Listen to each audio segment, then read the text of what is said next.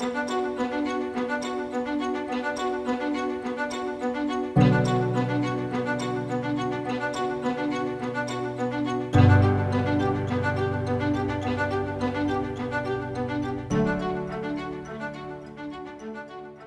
folks, my name is Mike Dobbs. I'm your host here for Government Matters on Focus Springfield.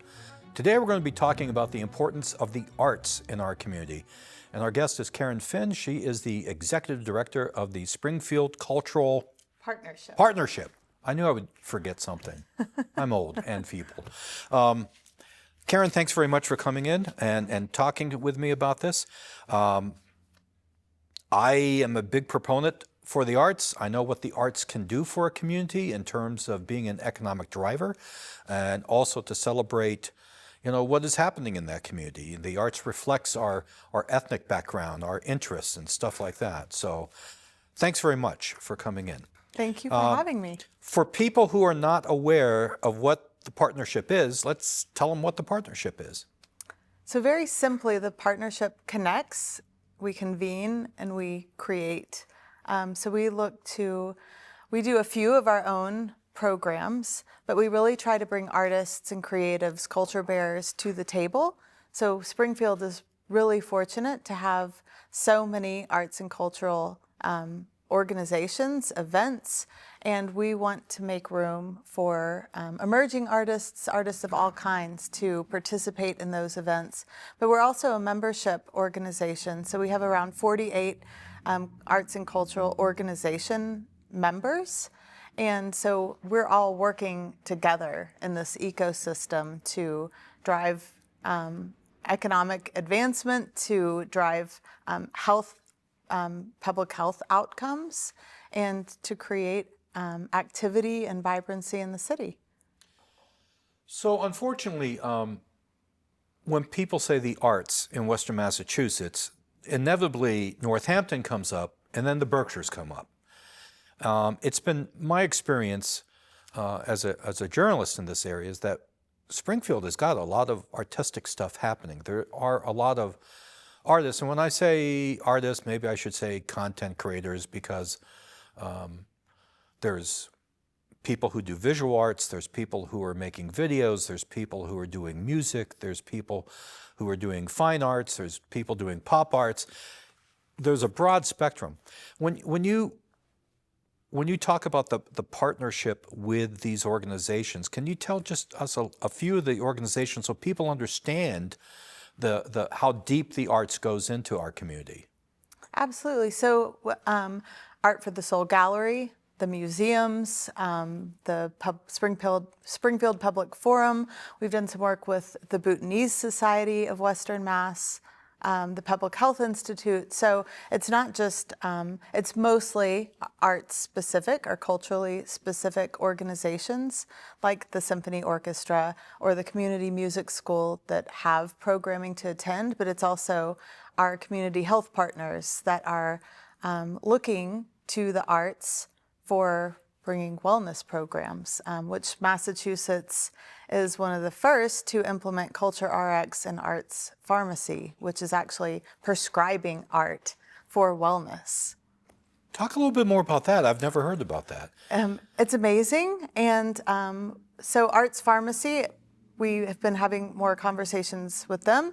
They did their pilot program in Springfield, actually, with the Caring Health Center, the Community Music School, the museums, and the Public Health Institute of Massachusetts. And they also did a pilot in the Berkshires.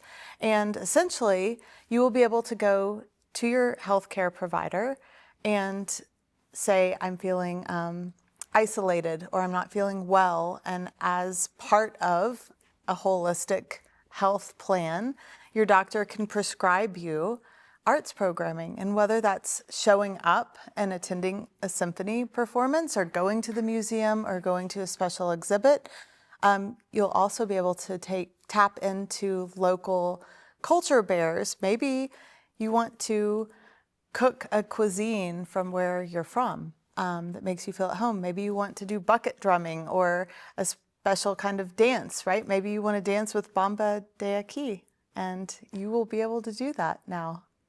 Wow.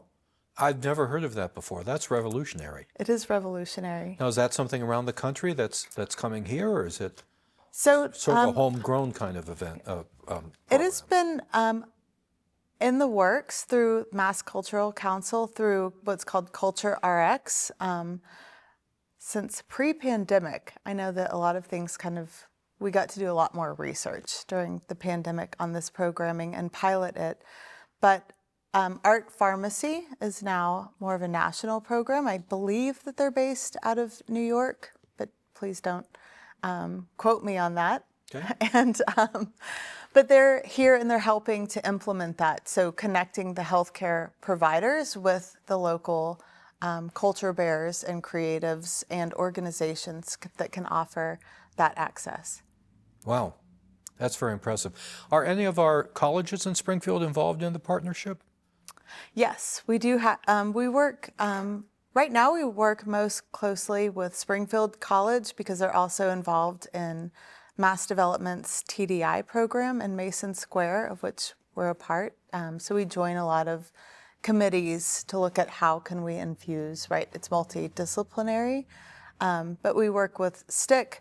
We have a weekly radio program called Thank an Artist on WTCC, which is local radio programming through STIC, and have started to do some work with AIC. Oh, excellent. Very good. Okay, so I went to your website because I like doing a little bit of research here. And this is from fiscal year 2022, which I imagine is perhaps the most recent information. They're done every 5 years. Okay. It's the economic and social impact of nonprofit arts and cultural organizations and their audiences in the city of Springfield. And this, to me, is a fascinating group of numbers that speak to the fact that if anyone doesn't understand that arts and culture is an economic driver, it makes us money. This speaks to this, that it does indeed have a very real economic impact on our community. So it says total industry expenditures. It says it's $82 million, actually $82,372,596 to be precise. I say 82.4. Okay, well, yeah, you like to round it up a tad. But the bottom line is that's a lot of money. It is a lot of money. Coming into the community. And then why don't you first describe how you came up with this, because you came up with a really intense survey of organizations and people in order to determine this economic impact. How many people did you wind up talking to? So I think we had around 1,200 surveys total, and they were all Springfield nonprofit or small events through art and culture events, venues, organizations. So we went to Symphony Hall when there was a symphony going on, and before as people were walking in, we said we take a short survey, and these were all developed by Americans for the Arts. We went to Stone Soul Festival. We went to the world's largest pancake breakfast. We went to Jazz and Roots Festival and places like Art for the Soul Gallery when they were having convening. So really across the board, events happening within a contained time frame, and just asked the same few questions to every attendee that would allow us to survey them, and the numbers spoke loudly, in my opinion. Well, yeah, total economic impacts for jobs, we're looking at, rounding up, nearly 1,500 people here. Personal income paid to residents, that was 51 million. Local tax revenue, that was like nearly 2 million. State tax revenue, 2.3 million. Federal, 11 million. These are the kind of numbers that people would probably associate with retail development or with manufacturing. Instead, it's for something that maybe a lot of people don't even think about, as being an economic driver, which is the arts. Absolutely. And when people are coming to an art event, just like if they're going to any other event, a sporting event, a concert that may not be included in this type of study, they're eating out, maybe they're, getting their hair done, or they're buying merchandise from the artists or the event that is having the event. So locally, I believe it was $32 on average that local attendees were spending per person, and closer to $50 if they were out of town. So the impacts all around, it's helping our local small businesses as well. Yeah, and it comes out of food and drink spending, retail, overnight lodging, local transportation, clothing and accessories, groceries and supplies, childcare. And yes, $51.83 for the non-local attendees. So they're spending that on top of whatever the event is charging, whatever that event is. And if you're local, it's like rounding up, $27. So, I mean, this kind of information really sort of is the foundation, in my humble opinion, for why we need to encourage more arts, more cultural events, and because this is someplace that we can have growth. We're always looking at, well, can we bring manufacturing back? How much manufacturing can we bring back? What can we get a call center? All those kinds of economic development things that people talk about. And this is something through these surveys that you can see, yes, there's the potential here for growth as well. Huge growth, huge growth. And while we're growing, so I also think that the arts, it's a low risk investment with a high impact return, because you're impacting economics, but you're also you're impacting positively community health. And you're impacting, we saw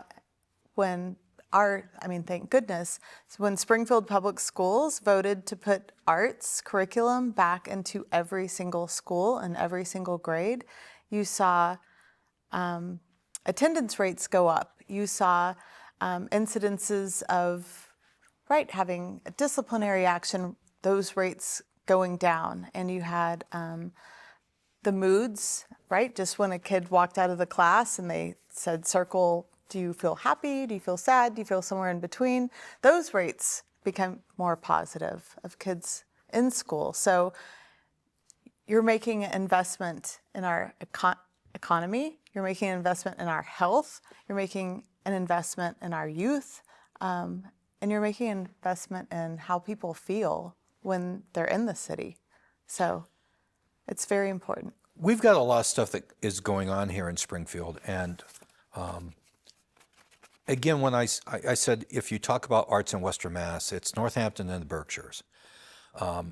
But we have a tremendous amount of stuff that's going on that, unfortunately, I think sometimes that people just don't connect the dots with.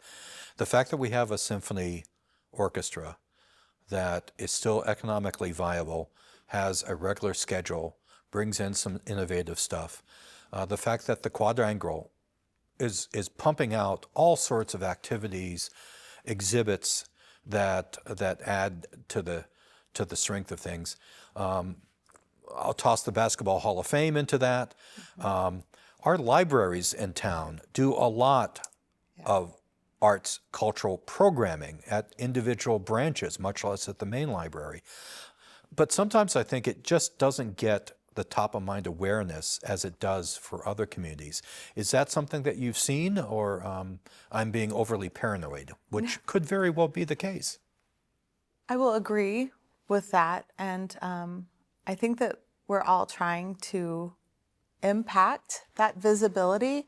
I think that it's really unfortunate when the narrative of what's happening in Springfield isn't highlighting this, because there's a whole heck of a lot more of the positive and the innovative and the creative happening in Springfield than what people not in this community may hear from outside media outlets.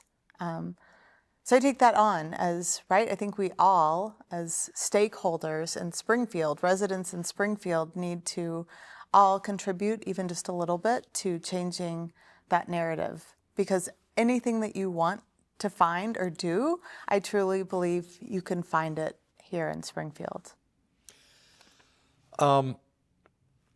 Please explain to me please explain to me how much you can explain what's happening at the former city stage building, because I know that there's been a lot of effort to revive that building since essentially we no longer have theater there, a theater company there.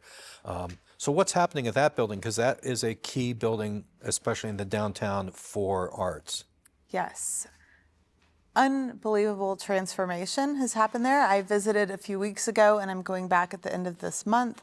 It will be open, I believe, for programming June 1st. There are 3 small graduations, maybe more, planned already. There are summer camps planned, and the theater has been redone, state-of-the-art flooring and any tech needs that one might have. There's a dance studio, there's visual art studios, there's a place to make stage design and costumes, and personal recording studios. It's a pretty incredible effort that it looked incredible at the beginning, but it seems like it has just morphed into something that I couldn't quite have imagined.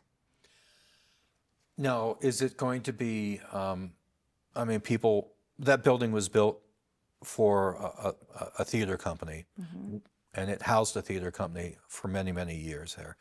So is there talk about establishing or reestablishing a theater company to use that auditorium? I'm not certain if there's going to be a new local theater company. I think that the priority right now is to have space that places that existing organizations or new organizations or practitioners of performing arts have this incredible venue. And when I say incredible, I think you would have to go to New York to find anything like it. I don't think that Northampton or any other place in Massachusetts has a place. This is really, really a unique space my mind was blown when I went there. I do know that it's going to be open for existing organizations to come have their performances, to do practices there. I don't want to give away any secrets, and I don't know what is public or not, but I do know that there are some youth, organized youth arts groups that will be housed there as kind of there'll be residents there. But I think just the programming that's open to anyone, and it's free to use if you're from Springfield and you are serving Springfield youth and not charging the youth for the program or for the use of the space. Anyone else is absolutely also invited to use the space. They just probably will have to pay a nominal fee. Well, you see, to me, having that building back online for arts is something that is going to bolster the downtown, and between the Quadrangle and Symphony Hall, and now that building coming on board, and Community Music School, you've got a whole arts district. And I know there's a cultural district. I just don't know what the boundaries of the cultural district are. Yep. Is it all within the cultural district then? It is all within the cultural district. So really, right where we are here, sitting today, up to where NEPM is, and down to the riverfront, and then just on the other side of the museums is kind of the loose boundaries of the cultural district. We will be getting some new cultural district signs were sent by Mass Cultural Council. So hopefully those will be installed this month. We just got approval from the Traffic Commission.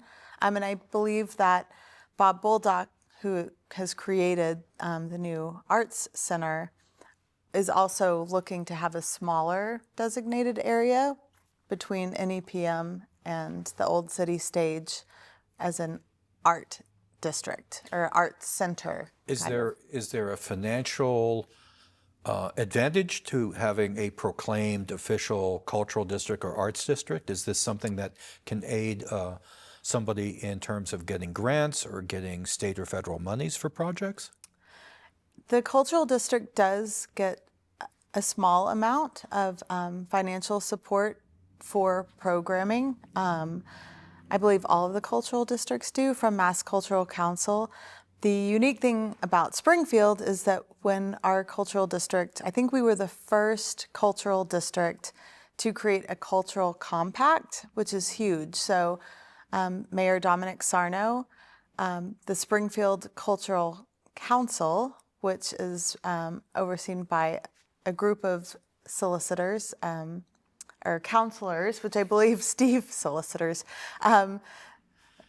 Steve Carey of Focus Springfield is one of them, but led by Andrew Cade, and the Springfield Cultural Partnership, which I now oversee with Callie Green, who I wish could be here with us today, and the Mass Cultural Council all signed it and said, we are making this compact to say that we will all put efforts forth to activating the cultural district, which in turn has created some financial support from the city as well, which is incredible because we're the only, I believe, still the only cultural district that is an independent 501c3.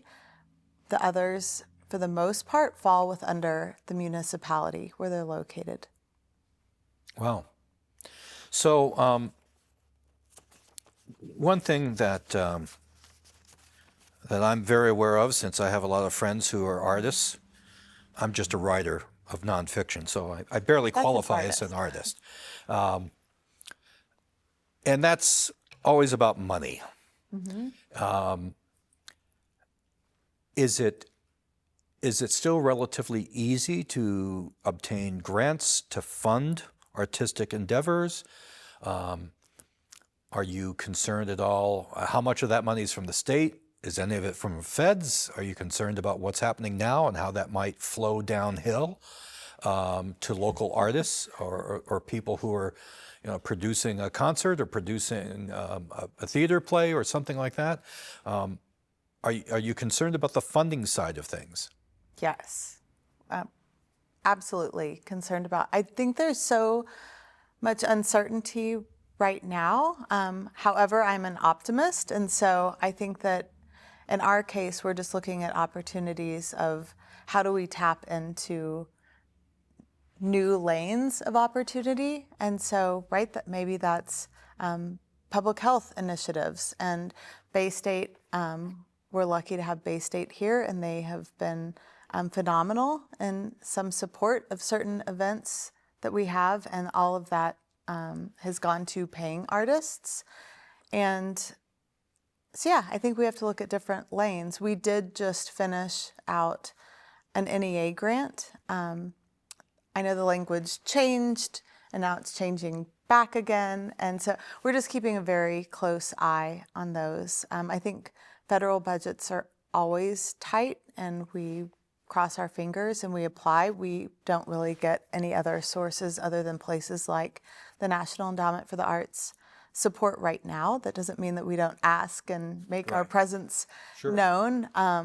We're very lucky in Springfield to have our state representatives are big supporters of the arts, and we meet with them, let them know what we're doing, and we hope that there's room in the budget to support, especially the economic piece of paying artists.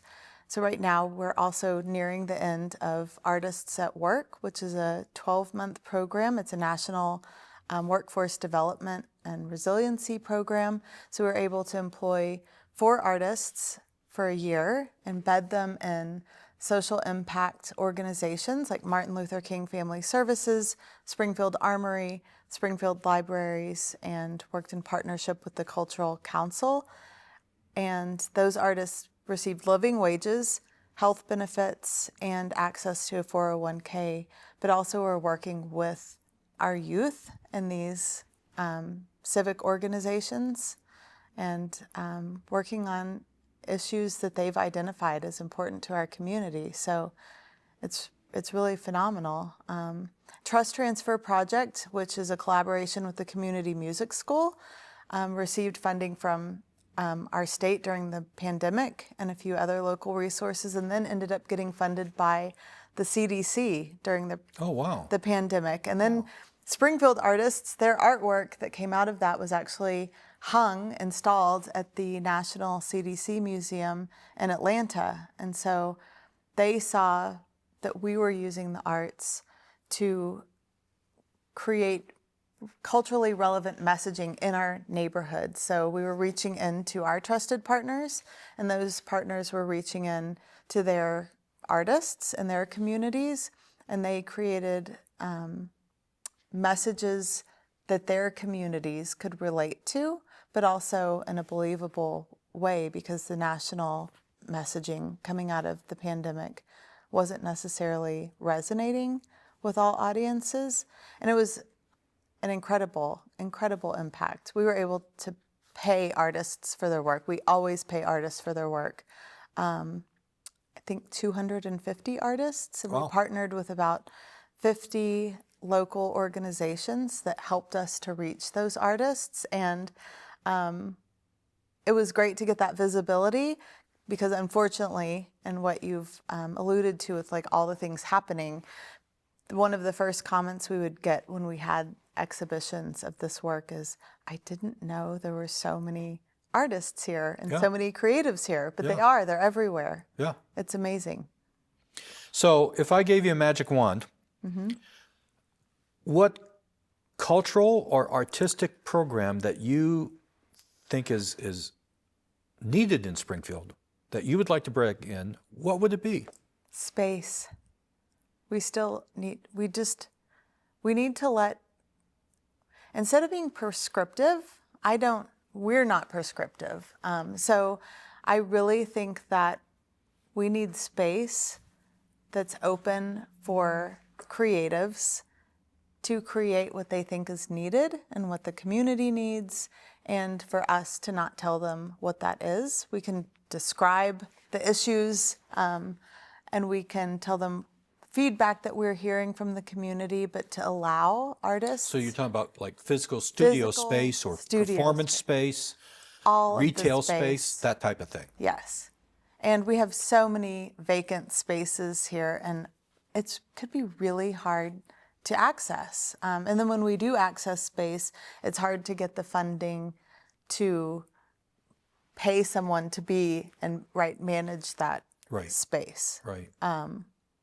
So that really is my hope. I think we have really wonderful performance venues in Springfield. We have the Community Music School. We have the new Art Center. We have Symphony Hall.